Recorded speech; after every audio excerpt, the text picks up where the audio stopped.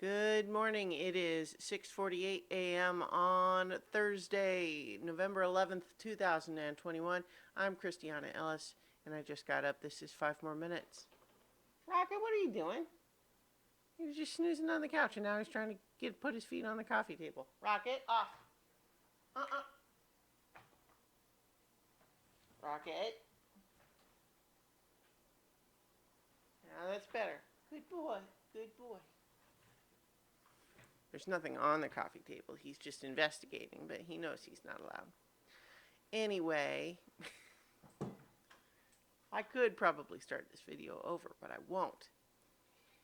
I last night finally got around to watching Star Wars Visions, which, if you are not familiar, is an anthology series of short Star Wars stories told in an anime style.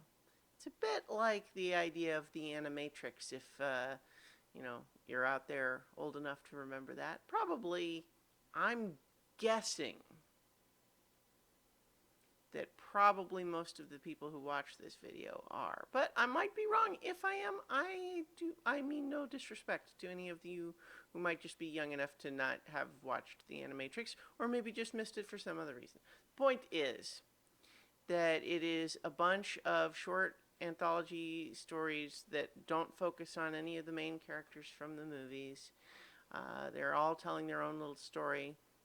Most of them are very they're not even required in any way to stay in canon, and in fact, many of them are very much not, wouldn't have been in canon. A lot of them just don't even really seem to focus on any of the characters we would know at all, and so they're all just telling their own stories and mostly using Star Wars as kind of aesthetics, kind of world building. But a lot of them also are telling kind of, like samurai inspired stories, a lot of Kurosawa references and stuff like that.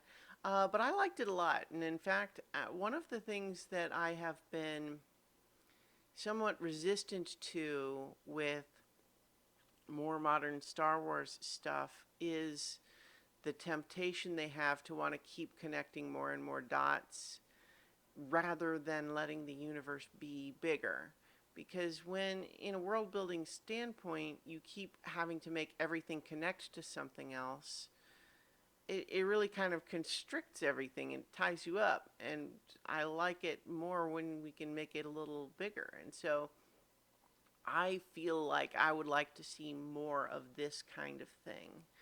Um, Excuse me. Oh my goodness. To maybe just there are 9 of them that are available now, and I'm not going to just like go into and review them all of them in detail.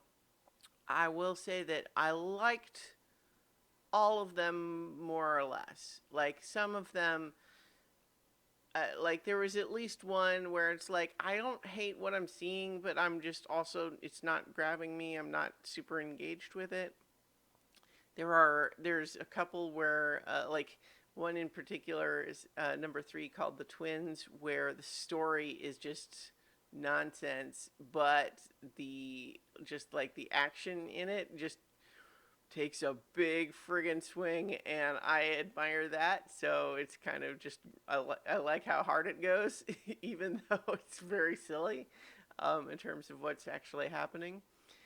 There's some that are sweet. There are some that are scary.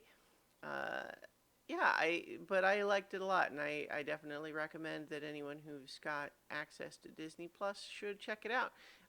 They are mostly pretty short. I think the longest one is something like 22 minutes. More of them are closer to 15 minutes. And so it's really, the 9 of them together can be watched in, I didn't actually add it up, but it's probably a few hours. If no more than 3 hours would be my guess. And I just really was very pleased to have this be something that they were willing to let exist. Because, the other things that they've announced, I guess I'm torn because on the one hand, stuff like The Mandalorian and even the Book of Boba Fett, like I don't care about Boba Fett as much as some people do, but at the very least, it's telling a story that's moving forward, right? Even though it's it is not the furthest future thing that could happen. It's not set in the sequel series timeline, but at the very least, it's telling a story we don't know the answer to already, right? But where I'm torn is the Obi-Wan show because if it were any other character, I would be saying, let's stop telling middle chapter stories that we don't really need to know about, right? But seeing more Ewan McGregor as Obi-Wan is 100% the best thing about the prequel series. Um, and I like a lot about the prequels, but Obi-Wan is the best.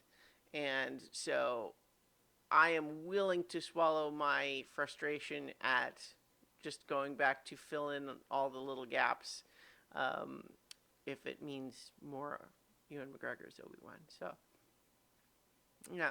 So, in any case, Star Wars Visions, recommend, and I will talk to you all tomorrow for 5 more minutes.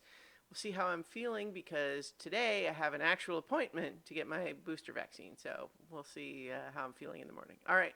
I'll talk to you all tomorrow for 5 more minutes.